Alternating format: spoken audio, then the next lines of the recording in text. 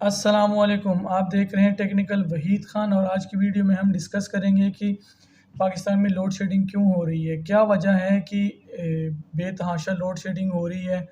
इसी हवाले से मैंने पाकिस्तान की दूसरे बड़े डैम मंगला का विज़िट किया है और आपके सामने डिटेल रखता हूँ वीडियो में आगे कि अब पानी की सतह बहुत डाउन हो गई है। तो चलिए वीडियो शुरू करते हैं और आगे मैं आपको दिखाता हूँ डिटेल।